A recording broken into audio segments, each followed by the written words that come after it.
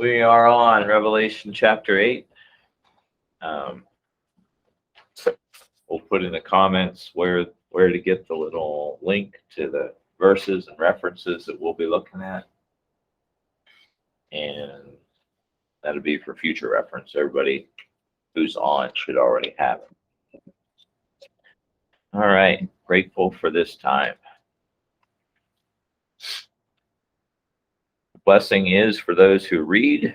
So let's read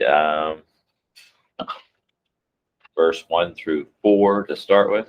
And we're grateful to have Russell back with his approximately 1.5-year-old child. One. Right. Yeah. Very good. All right, Russell will read Revelation chapter 8, 1 through 4. All right. When the Lamb opened the seventh seal, there was silence in heaven for about half an hour. Then I saw the 7 angels who stand before God, and 7 trumpets were given to them. And another angel came and stood at the altar with a golden censer, and he was given much incense to mingle with the prayers of all the saints upon the golden altar before the throne. And the smoke of the incense rose with the prayers of the saints from the hand of the angel before God. Okay, that's the setup. The 7th seal is broken.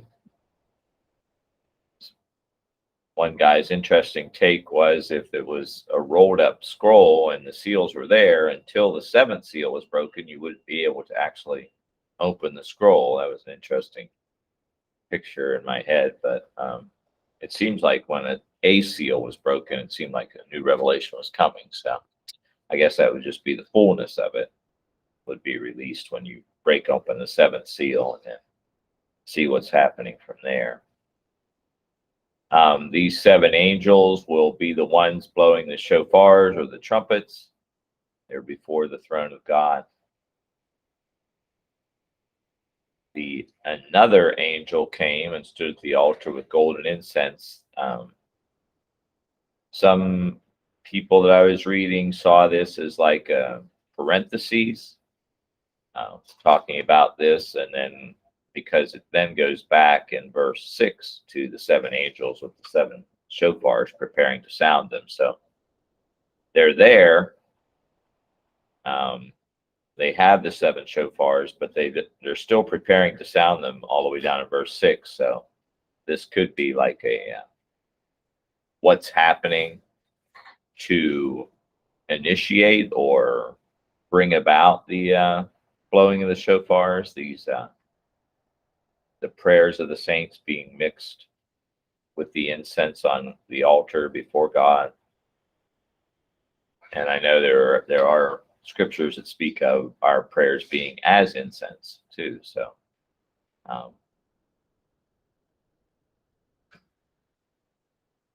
there were some who put this back and said this is the prayers of those who were under the altar, crying out for God to avenge what had gone on with them and what had been done to them. And there's a little bit of agreement with that in the fact that this is about to be an outpouring of judgment, and things will be coming upon the earth and the people of the earth who are going to have to deal with a lot of what's about to happen. So all those things working together. And in verse 5, Russell. Then the angels took the censer and filled it with fire from the altar and threw it on the earth. And there were peals of thunder, voices, flashes of lightning, and an earthquake. So if we turn back to Ezekiel 10:2, we're going to get a very direct kind of a reference from this Old Testament prophet.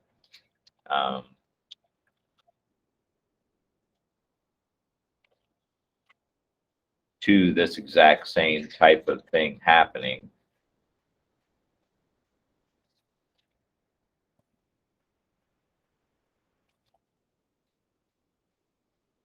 So we should probably start in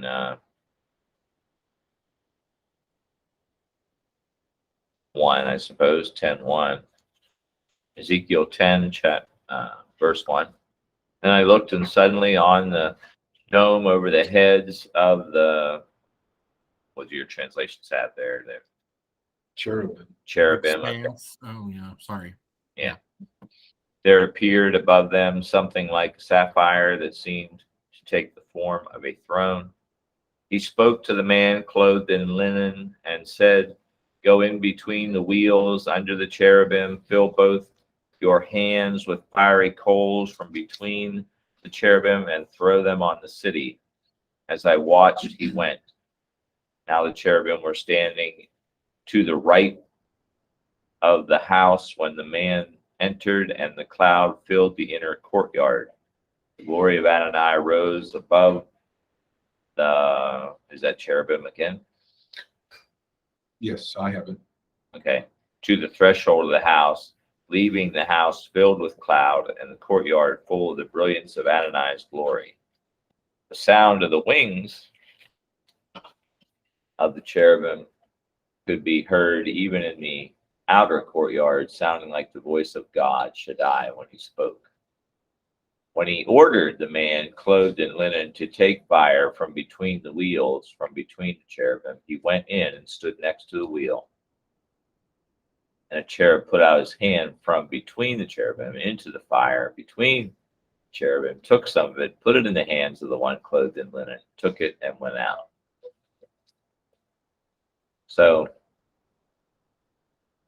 this is a judgment that's being poured out, and it was being done in the same way that we see taking place in Revelation.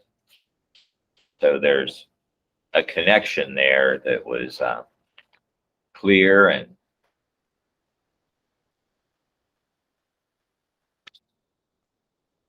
just gives us a foundation for, okay, when these prayers get mixed, when this incense is ready, when it's poured out, it is a beginning to reveal the judgment of God on a people. In Ezekiel, it was on actually the nation Israel. And in Revelation, it's going to be on the whole earth.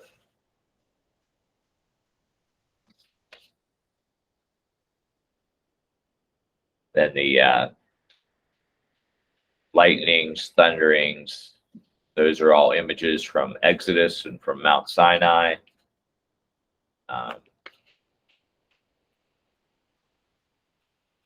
And if one person pointed out, Revelation 4:5 has lightnings and thunderings, but doesn't include quaking.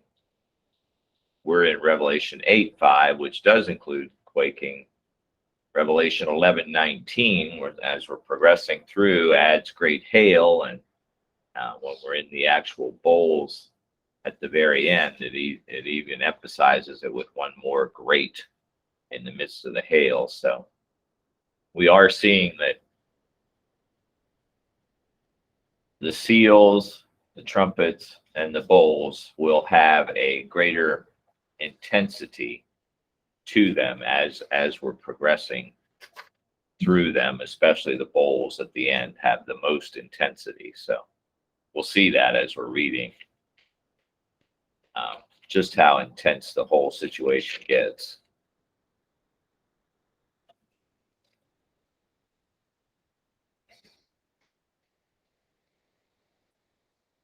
So now we're up to the 7 angels. Hold on. We're holding. Can we do one more bouncy for verse 5? Yes, by all means. Leviticus 16.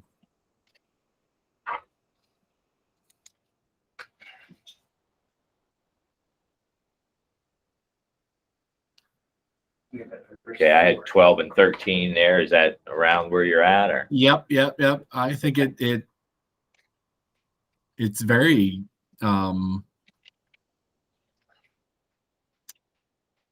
a good example of it happening and them not understanding why, but it's Okay. yeah. So 11, 12, 13. Okay, Leviticus 16, 11 through 13. Go ahead. Aaron shall present the bull as a sin offering for himself and make atonement for himself and his household, and he shall kill the bull as a sin offering for himself. He shall take a censer full of burning coals from the bronze altar before the Lord, and 2 handfuls of finely ground sweet incense, and bring it inside the veil into the most holy place, and put the incense before the Lord, so that the cloud of incense may cover the mercy seat that is on the ark of the testimony. Otherwise, he will die. Like, that's just like, it's a protection almost for Aaron. So does that? I'm trying to guess something here because it's a good bouncy, I think.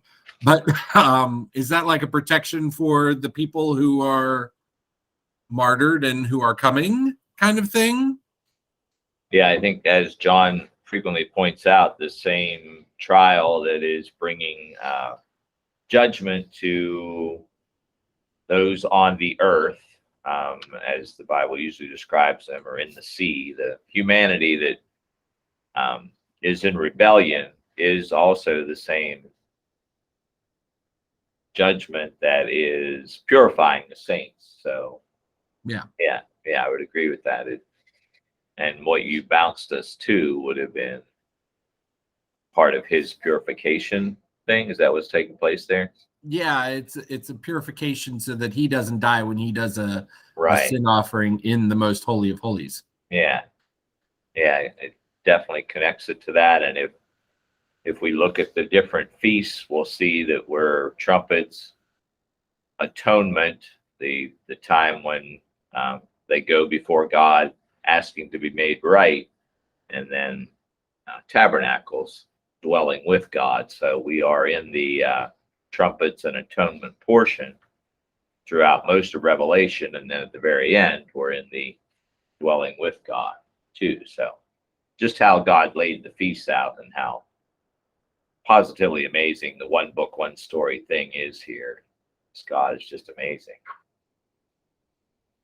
I'm going to fit in Jeff right now. He wanted to testify, and that seems like a good moment to let him have a moment to speak to us. I'm not sure about what. Thank you. He has free reign. About a month ago, I started having all sorts of weird symptoms. I mean, from stem to stern.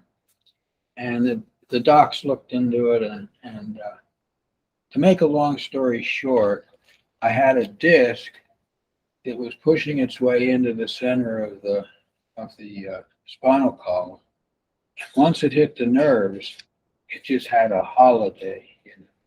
Those nerves go from the top of your head to the bottom of your feet, and what you feel is you say, "Oh, my ear hurts," or in fact, my thing was somewhere in my legs, and they said, "Well, that's not your problem." I said, "Well, what's my problem?" They said, "We're going to do an MRI on you," and that's like a very high class.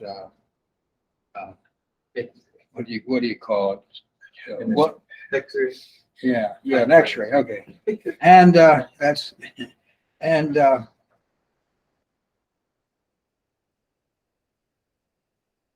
And so they showed me this.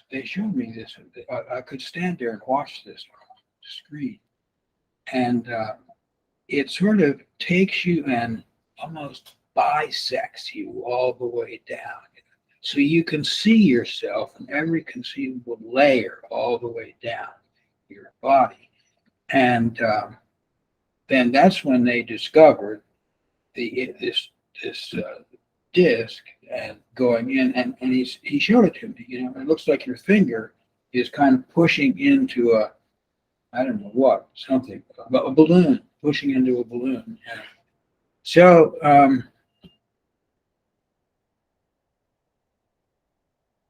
despite all the other symptoms, they had to come up with a plan as to what to do. And I want to say something about what I personally experienced, and I'd love to hear anyone else's comments. I am a believing person in prayer and in faith healing. I have no question about it. I've seen it happen. Well, here I am right now at this moment. I am not delivered. Well, does that wreck my faith? It can't wreck my faith, you know. I still believe that Jesus is a healer and he heals people and he'll heal me. So that was number one that I learned. You have, if you get fuzzy on that or wishy-washy on that, it kicks you right out of the ballpark.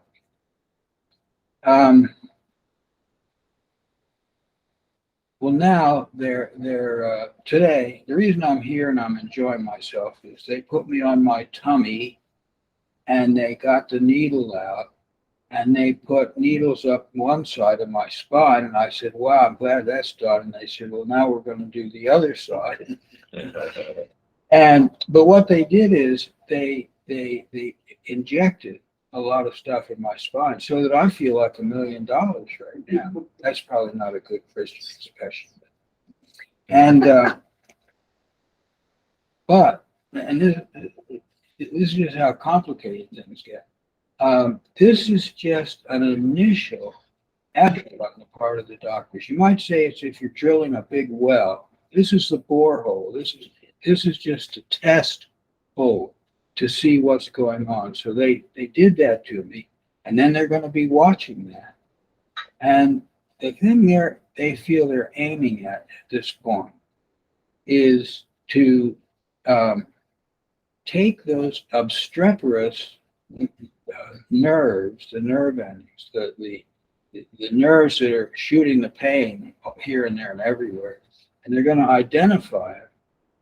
And what I'm about to tell you is this, it's a tried and true medical practice. So don't think this is voodoo.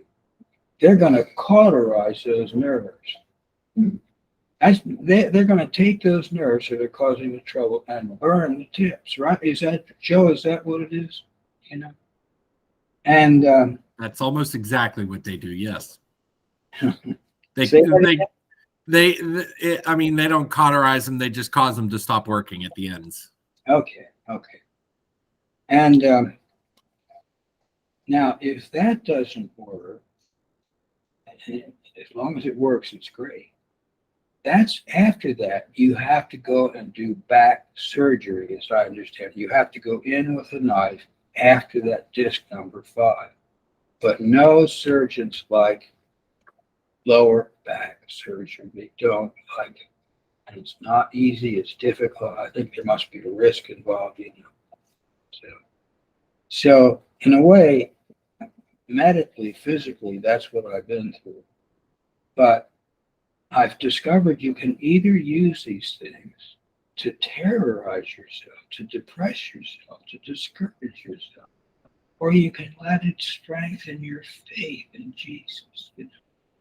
And here I am in the middle of all this stuff. And it's like Daniel was in the lion's den. He could have completely freaked out when he got close to that lion's den. All he would think about is how those lions were going to eat him. He didn't. He walked with God precisely. And the Bible's meant to try to help us to strengthen our faith. And so precisely when we are in terribly difficult situations is exactly when we need to struggle to find faith. And the last thing I want to say is we need to help one another. I happen to come from this faith community, and I feel my brothers had my back. You know what I mean? They covered for me.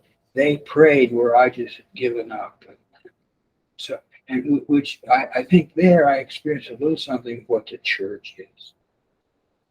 And so all in all, I am experiencing it as a victorious situation. And that's all I want to say. Amen. That's a great word. Mm-hmm.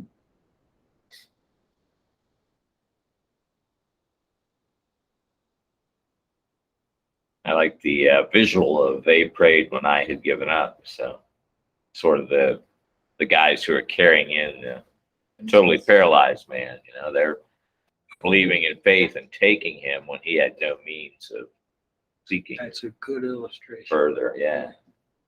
And they had to carry him. They couldn't do it at a distance. Right. Yeah. Well, let's join our prayers to their prayers right now. Can we Amen. do that for you? Yes, Can we well, do that? please. So, Lord, we're so grateful for the privilege of coming to you in prayer. We're so grateful for the testimony that Jeff has shared and how his faith in you is not shaken by the trials that this life throws at him. And in the midst of that, there's great hope for all of us, Lord. And I just thank you for this encouragement that he's given. But Lord, you also are the great healer, and you've done so many things so many times. And Lord, so we cry out to you to do that again for our brother Jeff. Thank you, Jesus. We cry out to you, Lord, that you've taken the trial and he's turned it around and turned it into praise. And now, Lord, would you take the trial and turn it into blessing for him? Would you just change the circumstances and give him complete relief? I pray, Lord, for miraculous intervention so that not only does he experience freedom from the pain and all of the things that are associated, but that the doctors are astounded when they look at his body and they don't see what they previously saw. And the only explanation, Lord, can be that you have touched him. And so, Lord, I pray that you would build their faith, that you would draw more and more people to you, even as you heal him and give him relief. And through all of this, I have no doubt that he will give you praise and glory and honor in all ways. And we do that now in Jesus' name. Amen. Thank you. When you talk about a doctor, I mean, the fellow that worked on me today has gotten so warm because one of our doctors has taken the time to call him up and make a friendship out of it. And so he's asking about what, it goes on. It just multiplies out,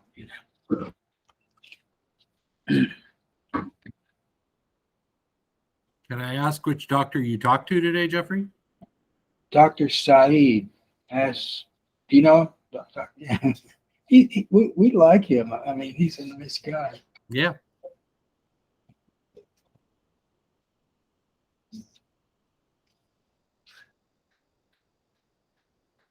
India? Is he from India, Jeff? No, that's interesting. Jersey. You should ask that. Smoky Mountains. What was the original? I believe he's from Pakistan, if I remember correctly. Yeah. Yeah, our Dr. Art did a little research before we began to use him, so he must be pretty good.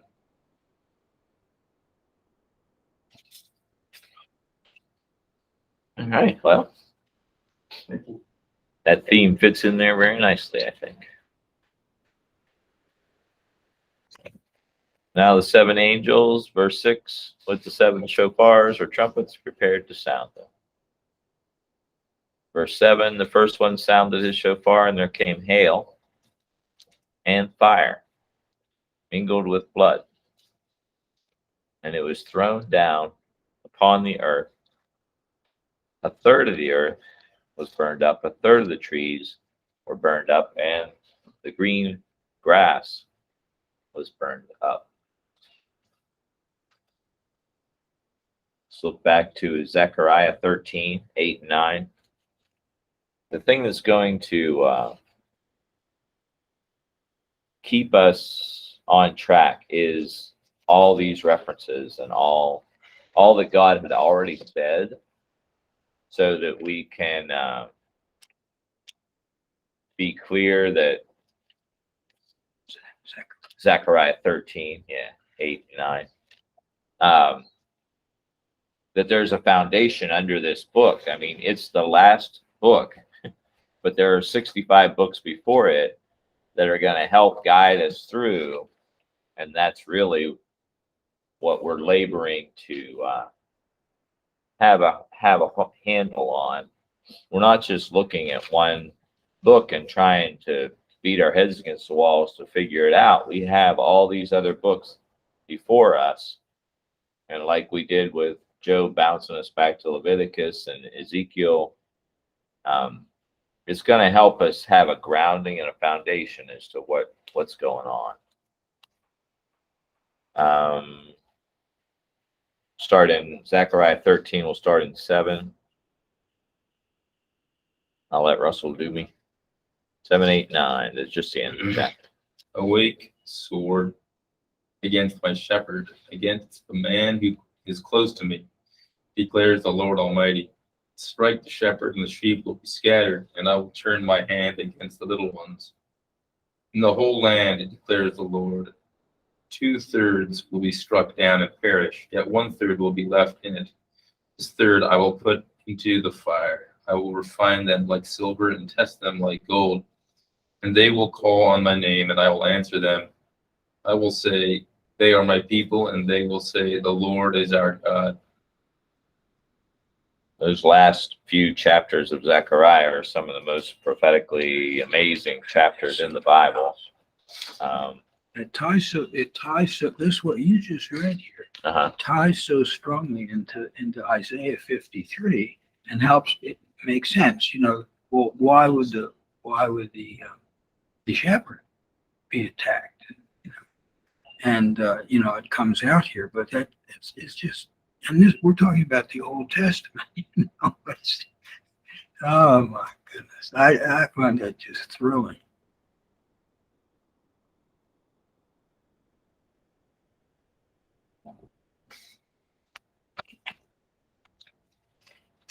Any thoughts on how that fits in? Because we all remember that Jesus quoted, or one of the apostles quoted, somebody was quoting that right about the time Jesus was being taken away, and his disciples ran in all different directions. Strike the shepherd, and the sheep will be scattered. Yeah, what does it mean? I will turn my hand against the little ones. Yeah, let's put that out there. What does anybody think was going on there? What's another translation for little ones? Can we? Young ones is what mine has. Mine says insignificant. Wow, Huh. that's interesting. Mm-hmm. Significant. I guess the young ones suffer whenever everyone's scattered. If they were together and united, then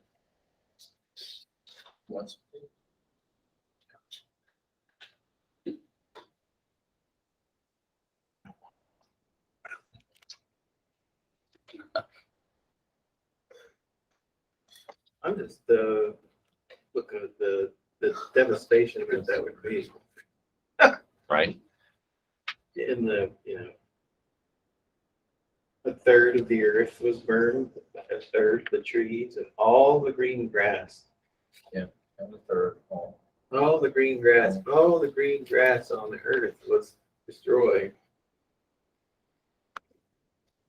You're not going to live through that. I mean, that the famine would be unbelievable for all the grass. Yeah, World.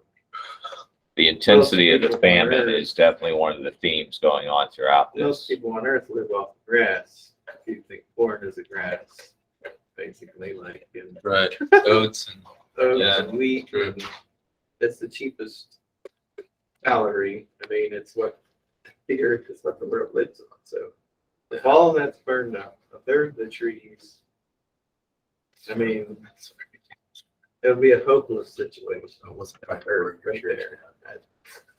And that's only the first one. Right.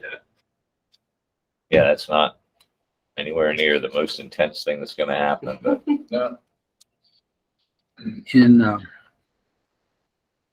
In Isaiah, speaking clearly of the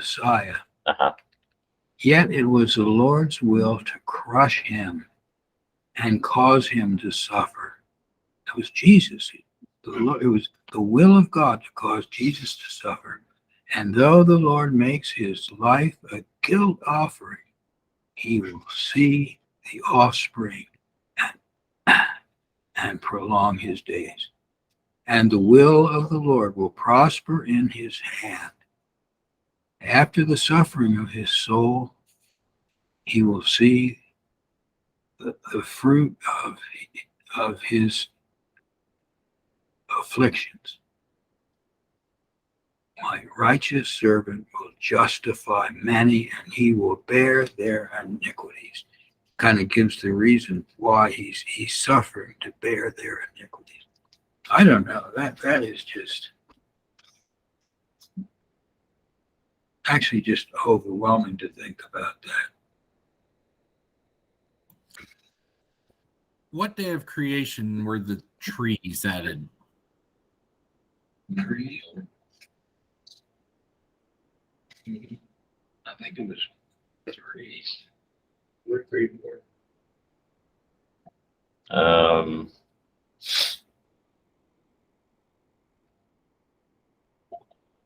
The fourth day was the sun, moon, and stars, and the fourth trumpet affects them. I had that down further down. Right. Yeah. I think it's the third day. That's what I thought, Joe. Because first day's dark and light, second day's water and land. I think third day was the trees. Yeah, it's third day. That's right. That's right. Okay.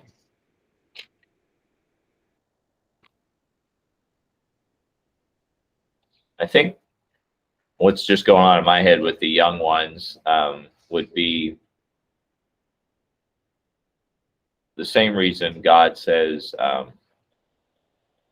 when you sin, it will affect the third and fourth generation down from you. It's to make you think twice about sinning. It's to make you not want to go in that direction, because you're harming innocent people below you and the generations to follow. So if you choose to go in a direction that is sinful and away from God, you're not only affecting your life, you're affecting the next generation down from you. And so when things start to go bad and there's judgment coming down, the quicker you turn and the quicker you seek God, the more likely you are to be sparing the generations to come. You know, that's just one thing that went on with me. Anybody has any thoughts on that? It's not directly, but it's just curious to me. So the first angel blew the first trumpet, and the result was that basically vegetation, a third of the vegetation, plus all the grass. But it makes no mention of mammals or humans, or what happened to insects, whatever, and living things besides plants. And I'm sure there had to be some impact on living things, but it's just not mentioned. Curious. I don't know. Yeah, there were some who tried to say that the trees could have been unbelieving people, and that would be a way that they would bring that in, but I didn't see a whole lot backing that up. So.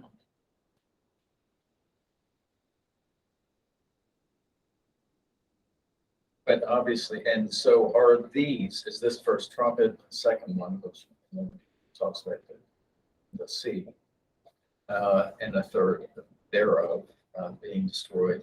But it does reference ships, so you assume people would be on those ships. Right.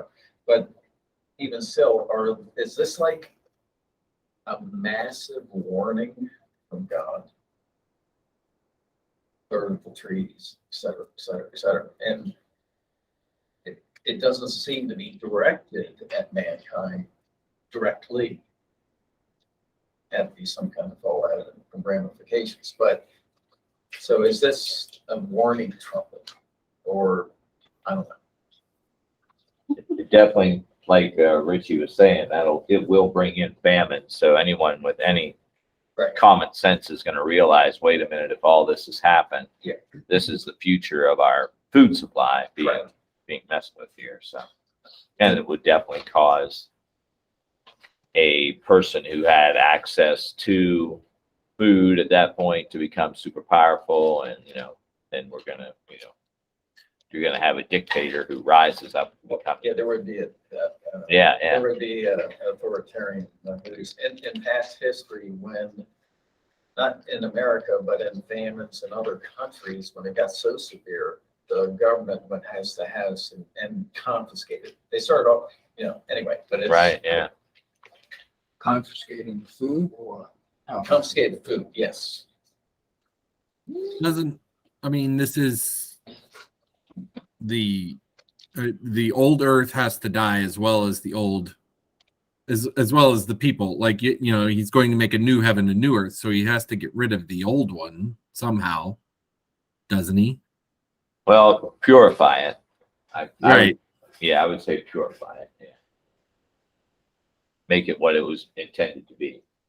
Okay. So, yeah, there will have to be a purification for the earth too. That's what the fire of Peter was speaking of. Typically, is speaking of purification.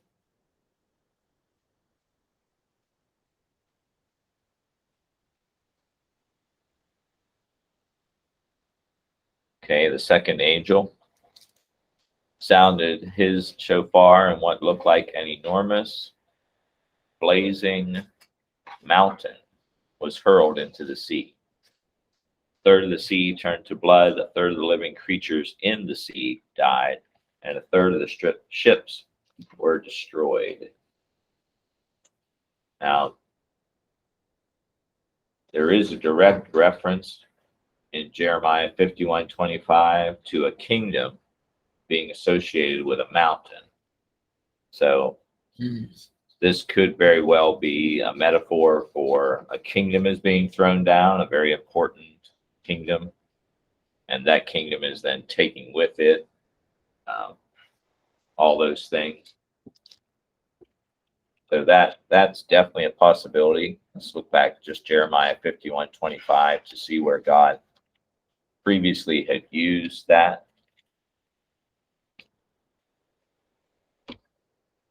When there's a reference, when you can go back and say, oh, well, he did use that exact same kind of language for that exact same kind of thing, then we've got something to go on, and then I'm willing to go there and be like, okay, yeah, that's not just somebody deciding something, it's something that's being right before our eyes. So Jeremiah 51 and verse 25.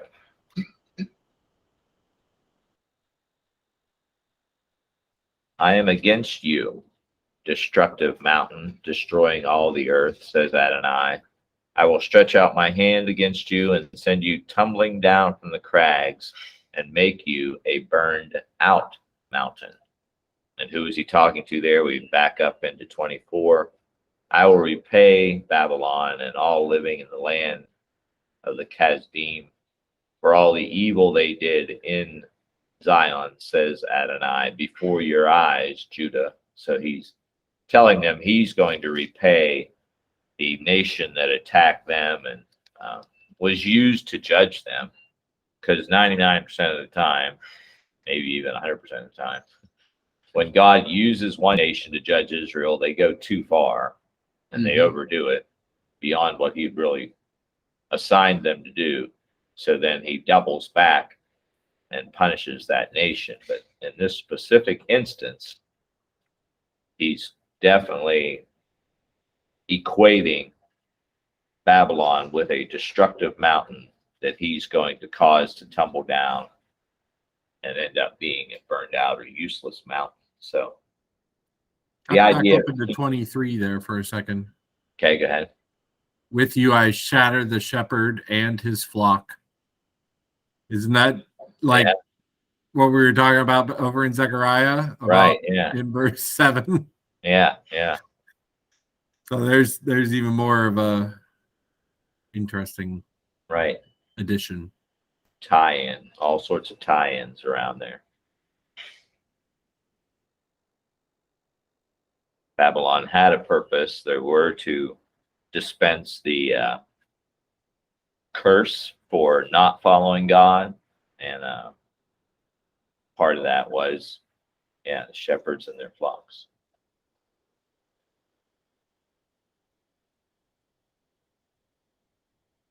Ships being punished is mentioned in Isaiah 2:16 directly.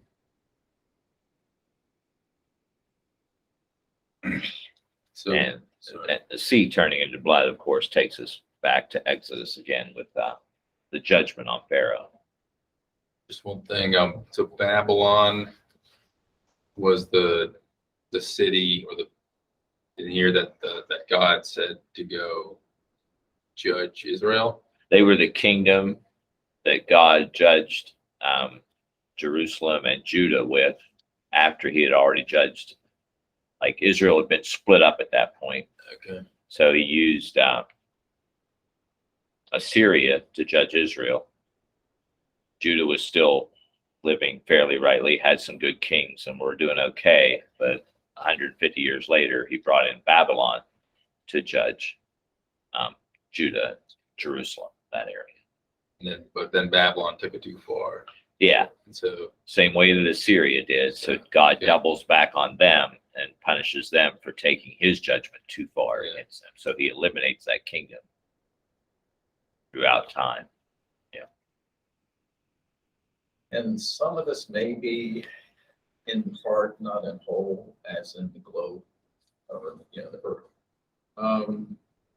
Some of it may be figurative, like you're referring to mountain referencing a kingdom. But for example, the fifth angel in the next chapter, when he blows his trumpet, there's a series of things that happen, but at one point it says, I think it's verse 4, it says, they were told not to harm the grass of the earth or any green plant or any tree. Okay, then it goes on to say, but only those people who do not have the seal of God on their foreheads. So when fifth shofar is blown, there is still grass somewhere. Or it started to grow back. Maybe. Yeah. Maybe. You replant. Yeah, so we sometimes falsely make the assumption that they're 20 minutes apart, or that Right. Yeah. we don't. It could be years. Or There's a I don't know. 3-year period of time there Yes. before the bowls at the But very end. there is still at the trumpet. There's still grass, green plants, and trees Right. because they were told not to harm them. Yeah. Now, it wouldn't be surprising if there were still trees because only a third, right? Yeah. But the grass, I would say you burn off a field, and that doesn't mean the field's dead forever. You Correct. can actually get planted and get started again. So, It's actually beneficial in some instances. Yeah, I've heard that correct. numerous times. So it may be another year, another season. It could definitely be a year. There's no good time markers other than Right. the abomination of desolation in the middle that starts this part right here. Right. Yeah, there's no good time marker in between there, and I think that's God. What's the reference in Revelation for this? The abomination of desolation is Daniel 7, I think. isn't Yeah. it? Yeah. Right. And so it gets picked up again in Revelation, almost. I mean, not just once, but more than once. I think. I'm not clear on that. The abomination of desolation is mentioned 3 times in Daniel. It's not directly mentioned here. It just shows up in the fact that the intensity gets turned up with these trumpets. Okay. So people put it there because that's when the intensity of the judgment starts to get greater. Which, like you said, the 3 trumpets. Is it like first 3, last 3? Is it? At the beginning of the trumpets, they consider Okay. that to be the beginning of the 3.5-year period of time. And then Revelation does say 1,260 days, which would be a 3.5-year period of time using a 28-day calendar. So it does have the 3.5 years, but it doesn't mention the actual abomination because Wow. That's already fairly well known. Jesus already referred you back there in Matthew. It's one book. Yeah. Yeah, Daniel's a powerful book. I'll just throw this out there. I've got a wonderful older woman in her mid-80s who has a place up near my place. Every fall, she's a pyromaniac.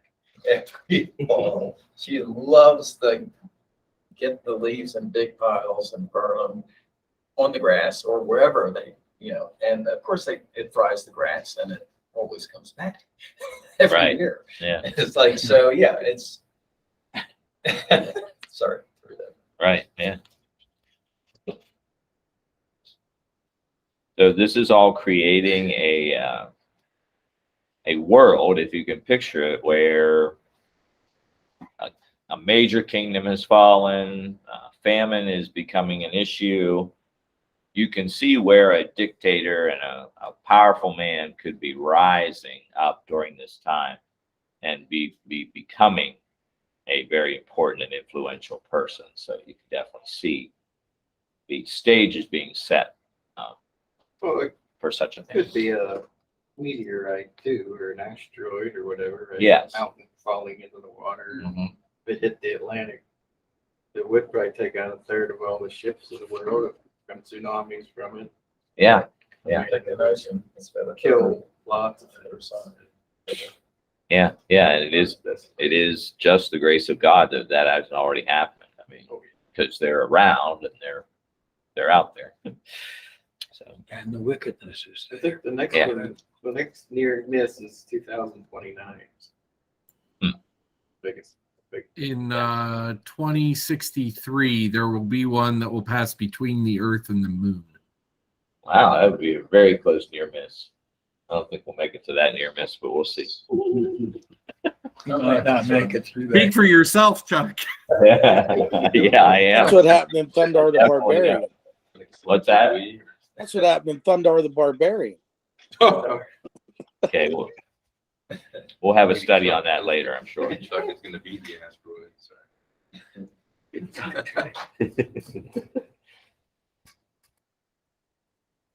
All right, verse 10, We're back to Revelation. Yep.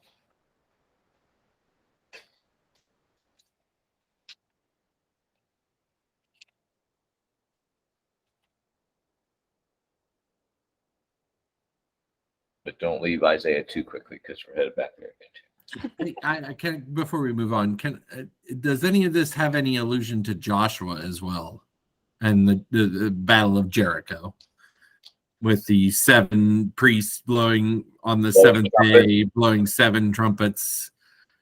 Yeah, yeah, there was some definite referencing to that as far as the sound of the trumpet being what brought the judgment on Jericho. All right. Sorry, I'm just going through my mind of every time they blew a trumpet and something blew up in the Bible. Yeah. It's a weapon of war, I guess you could say, because Gideon had the trumpets and the lamps in his victory over Midian. So yeah, trumpets were definitely used, and it's not a surprise to a Hebrew to see a shofar being brought out. The sound at Mount Sinai was like a loud trumpet, also the sound of his voice. Many waters and a loud trumpet often used. Verse 10, the third angel sounded his shofar, and a great star, blazing like a torch, fell from the sky onto a third of the rivers and onto the springs of water. The name of the star was bitterness, or wormwood. A third of the water became bitter, and many people died from the water that had been turned bitter. So they didn't have any choice. There wasn't any water around that wasn't bitter, so they had to take in this wormwood water, which that's why we raise money. That's why Julie has us raise money for water. Clean water is essential for life, and if you're drinking water that has disease already in it, that disease will take you out. So And just what's your, just a question, but you're underscoring the fact that worldwide, water is a sacred commodity. Right. Most, I don't know, people in the world, they Don't have, correct. Yeah.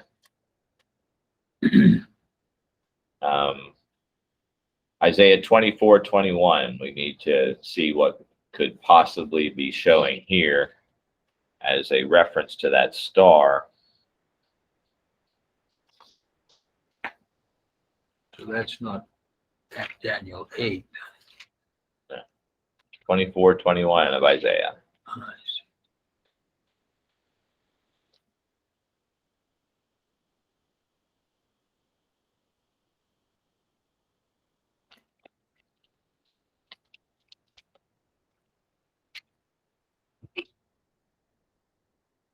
That day the Lord will punish the powers in the heavens above and the kings on the earth below.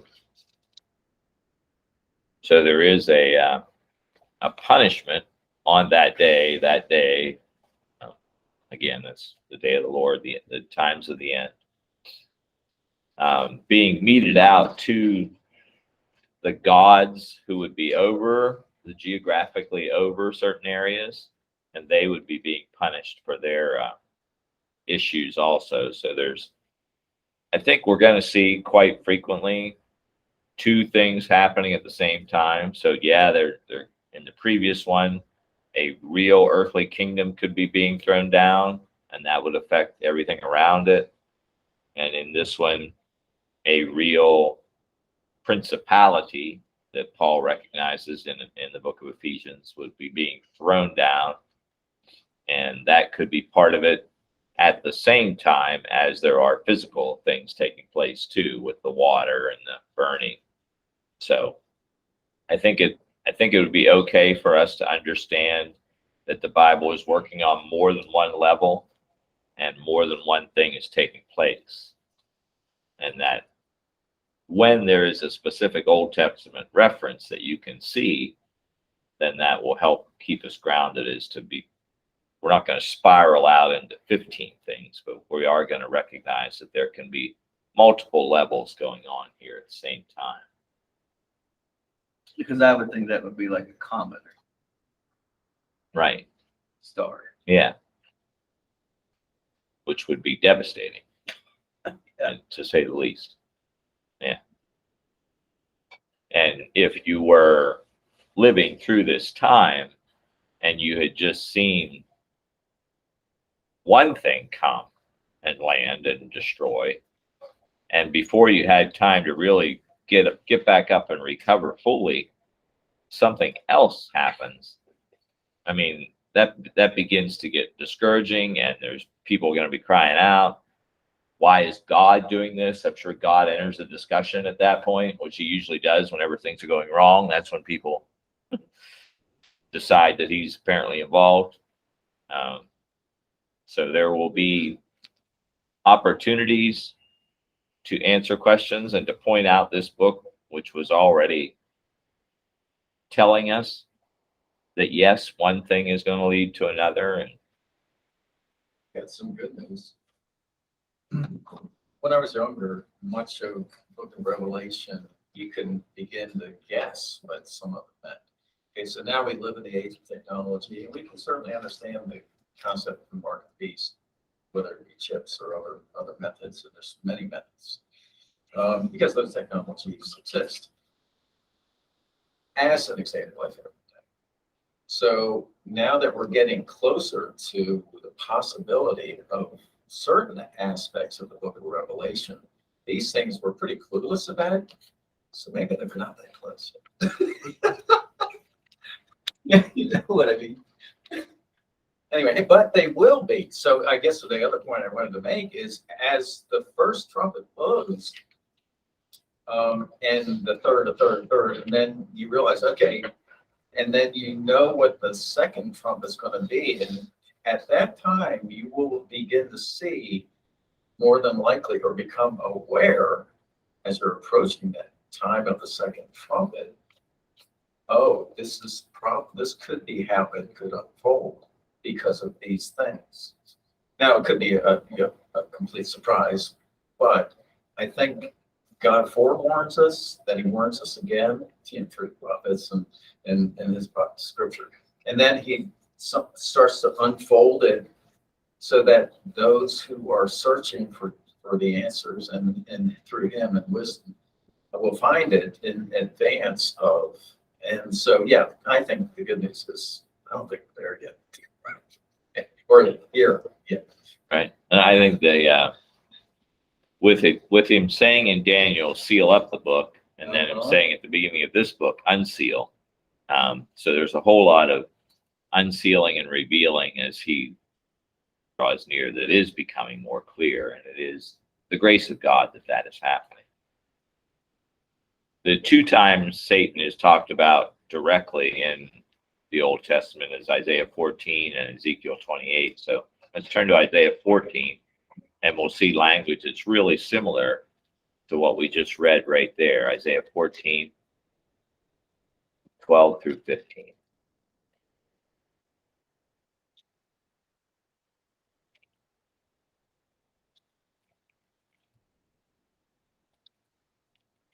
So if we remember, as we're turning back to Isaiah, sounded his shofar, a great star blazing like a torch fell from the sky. And we turn back to Isaiah and we see Isaiah 14, 12 through 15. Go ahead, Russell. How you have fallen from heaven, morning star, son of the dawn. You have been cast down to the earth, you who once laid low the nations. You said in your heart, I will descend to the heavens. I will raise my throne above the stars of God. I will sit enthroned on the mount of assembly, on the utmost heights of Mount Zaphon.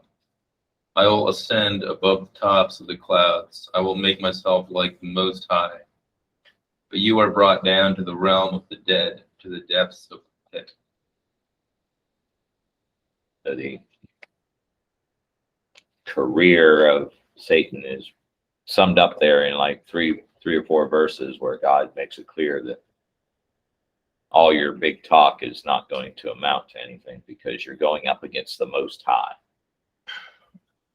But we saw the thrown down language there, and that's another reason why people associate this with the principalities and powers being dealt with, along with, like I said, happening on another level, the rivers and the springs of water, which would have been other sources of water that people could have been being turned to, and now they don't have that, and they're forced to drink water that I guess your thirst would drive you at that point, even though you know this is not going to be good. It's not going to go well. Could lead to dysentery and other really bad things. But I mean, if we're talking wormwood, that's a neurotoxin that is deadly. yeah, so there's just no other option for satisfying your thirst.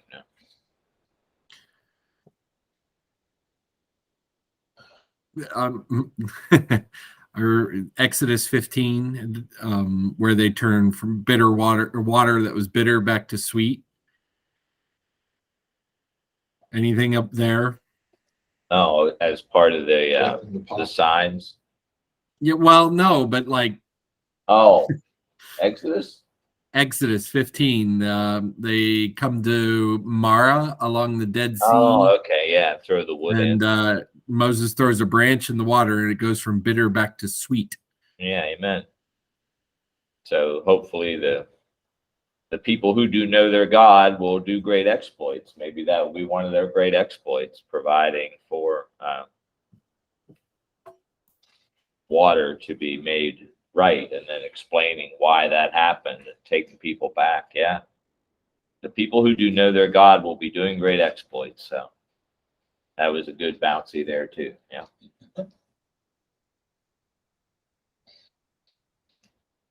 I mean, hopefully we can see in the midst of the great amount of trouble, the clarity of our witness would be multiplied by 1,000 at that point, because our God has laid all this out ahead of time, and we can go to the book that we've had this whole entire time and be talking people through and helping them see, hey, this is a definite period of time with a definite purpose. This is our God. This is how he has to work in order to bring down the kingdoms that he has to eliminate in order to raise his kingdom up. I mean, the people who do know their God will do exploits. If we could see, this is the finest hour for the followers of the Messiah. And the clarity of our message will be just 1,000 times more clear. There won't be this murky middle. Tell me about the murky middle. That's what our age is famous for. It's the murky Yeah.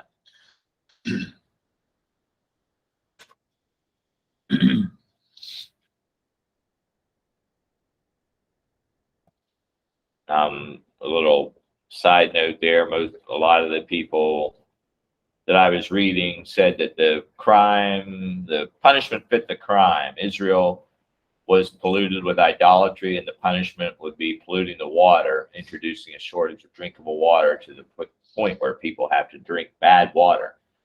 So there's the amount of idolatry and things that were going on was polluting the people, so God is polluting in the same way to make his point clear as to what is going on there. And there were so many references to that. I just wrote a few of them out there. But God's equating of, if the water's polluted, it's idolatry, and idolatry gets punished. Could we also jump to, like, I think it's Revelation 19, where he says no one will thirst or drink, thirst or hunger anymore. The water comes from God himself. So that's where we need to turn in this time, as Chuck just said. Yeah, and then when the comfort was being given to those who had come through as martyrs, they were told they would never hunger or thirst again too. So there is that aspect that when you're going through it, you might have to, like Jeff, even though your back is hurting, continue to trust God. So even though you might not have access, continue to trust God, and maybe see a miracle of the wood and the water.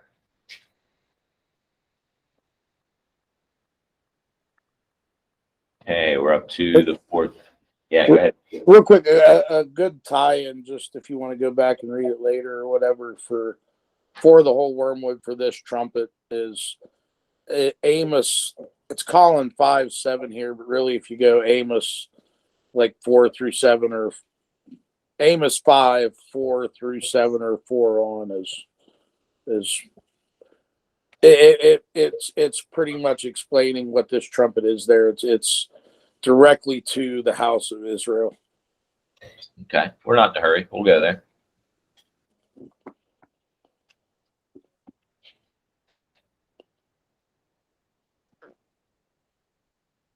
If you're already there, you could read it for us. I'll go. Thus says the Lord. You want to read it, Pete? No, go ahead, Joe. You're All more right. than welcome. For thus says the Lord to the house of Israel, seek me so that you may live, but do not resort to Bethel, nor enter Gilgal, nor cross over to Beersheba. For Gilgal will certainly go into captivity and exile, and Bethel will come to nothing. Seek the Lord so that you may live, or he will rush down like a fire, O house of Joseph. And there will be no one to quench the flame for Bethel, for those shall be consumed who turn justice into wormwood and cast righteousness down to the earth. He who made a cluster of stars called Pleiades and the constellation Orion, who turned the deep darkness into morning and darkness day and the night, who calls for the waters of the sea and pours them out on the surface of the earth. The Lord is his name. Ooh. Yeah, Amos and Joel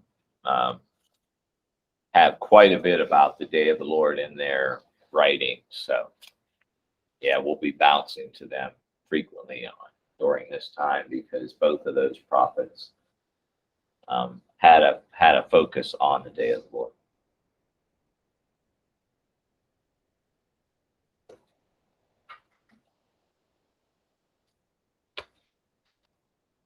Verse 12, the fourth angel sounded his shofar, and a third of the sun was struck, also a third of the moon, a third of the stars, so that a third of them were darkened. The day had a third less light, and the night likewise. Typically, when I'm driving home from work, it's getting light just as I'm leaving the parking lot. But today I made it up to Kaiser's Ridge, and it was still kind of not light yet. I guess that the clouds were thick enough for that rain we were getting this morning. And I had just read all of this, of course, all week long. And I'm like, well, that would be about right. You know, you would feel like it's way too dim right now, and it could get to be a very eerie feeling. And it is a plague. You know, humans need light. There's a reason why seasonal affective disorder is a very real thing. I mean, the shortness of the wintertime light has an effect on human beings. And that's all you can think of when you see this, is a decreasing in the amount of light that we're used to having around us in a natural way. Get colder too. Yeah, it would get colder too.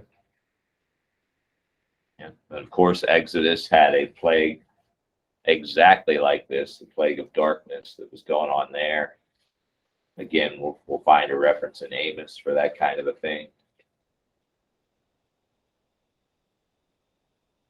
It is a plague, and it is a unsettling thing for humanity. So going to your reference of the plagues to Pharaoh and the Egyptians, most of those did not, it made life miserable for many, but it wasn't death. You know, didn't cause death except for the last, which was the firstborn. So, and it seems like, again, we're sort of going through some things that look like it should be devastating, like you mentioned, Jim, Richie, the famines, the potential for famine, and other things. But again, when I'm sorry to skip ahead, but when I look at for example, another thing about the fifth trumpet in the next chapter is, it says, do not harm the people who, there's going to be a torment of the people, but do not harm those who have the mark of God. So yes, much of this is horrific and will be devastating, but already, even up to the fifth trumpet, 2 trumpets later here, or 1 trumpet later, the believers are still alive at that. So it's going to be a lot to go through. It is, yeah, it's going to be significant, but somehow or many will be allowed to live through. Yeah, the elimination of the murky middle and the chance for the followers of the Messiah to rise up and say, this is our God, and this is what he said would have to happen. Makes our message shine bright and clear, I would say. So just to be aware of that as we're going through all this, because there would be a tendency to be like, wow, this is where's the good news in all this? Well, the good news is, of course, like John always says, he's not going to go 1 millimeter beyond what is needed to purify and bring an end to these kingdoms. And his hand is on the oven. He knows exactly what we need at the end of our time here to destroy all the kingdoms of the earth and purify those who still follow the Lamb. And Question? if we would perish, we still wouldn't die. Yeah, that's right. You go right to Yeah. him. And the law, So- no, go ahead. Go ahead, Joe. This darkness, the sixth seal says the sun and moon became black and the sky was rolled up. So is this before or after the sixth seal, or in the midst of the sixth seal, or? I think this would be before. Okay. So the sixth seal goes out to the end. So that would be out near the last trumpet and the last bowl. Okay. They would So all, we're like running concurrent. I gotcha. right. I get the impression from this, regardless of the details, is that I think we believers have to learn not to love our lives. We may live, we may die, and like Rick says, Richie says, you know, they're Don't ever die. well, we never die, and you can build a case for that. Like, You can build a case. I'll build a case for it. Build a case for that. Right out of Jesus. We'll build that case at some point. yeah, but yeah, I think as contemporary American believers, we don't need to be tested up on that right now. I mean, it's not a test for us. We all, whether we love our lives or don't love our lives, doesn't make any difference. But I think a time will come when it will make a great difference if we can not love our lives, even unto death. By the way, the reference, just because we have to vindicate Richie, is Jesus said to her, I am,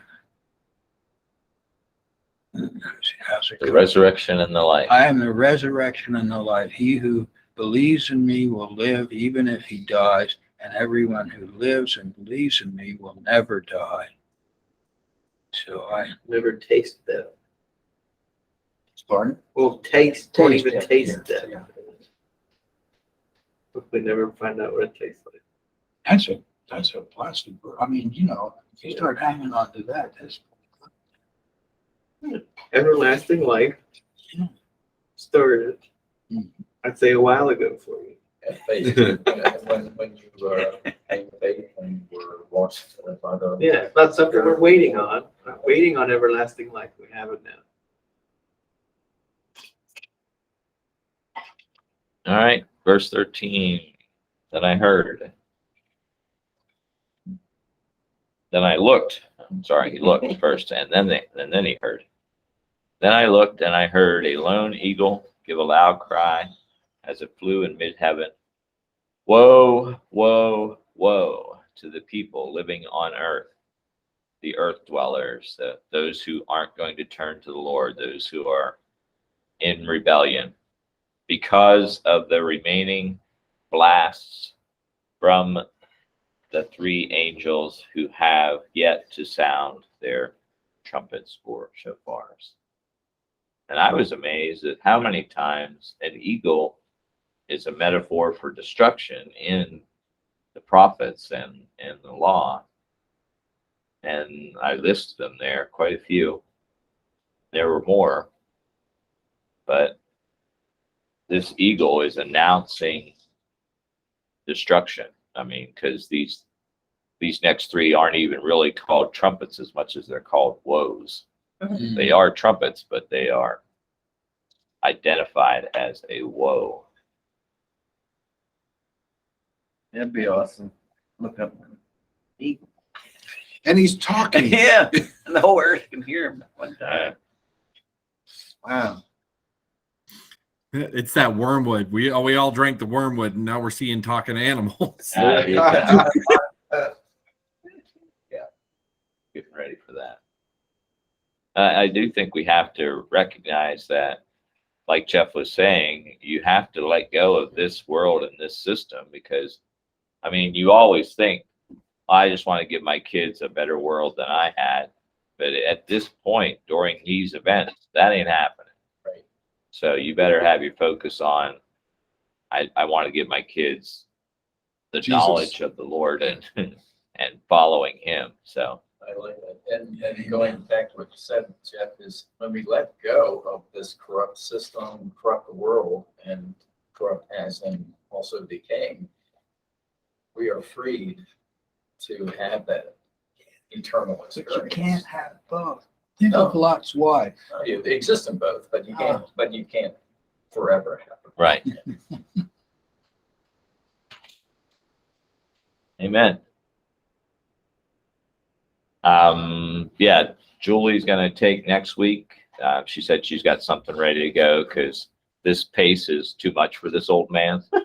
So I'm gonna need a week in between to do But 9 she'll still do and 10. Revelation or, okay. so She'll you keep she'll on. be doing, I think, something from Isaiah, actually, 52, 53, where you were tonight. Yeah. Okay, So, we're not doing 9. we won't be on 9 next week because I won't be able to make, the wheels won't come off the machine if I'm forced to do another week right after this week. So I'm gonna have that break in the middle, and then we'll come back and do 9 2 weeks from now. But Julie will be here next week. So God willing, and the creek don't rise. Lord, we're grateful for tonight. We just ask that you would continue to comfort our hearts with the message of your great love and your great mercy that we're being shown every moment that this is put off, every moment that we are still in this season is a season of incredible mercy. And you're holding back judgment just because you have such great love and you're not willing that any should perish. So help us to see, know, and be doing. Be about your business. You're a good God filled with mercy, and we worship you tonight. Jesus. Thank Chuck, you. you should amend that and say, God willing, and the creek doesn't turn to wormwood. Ah, there you go. Oh, yeah. See what you did there.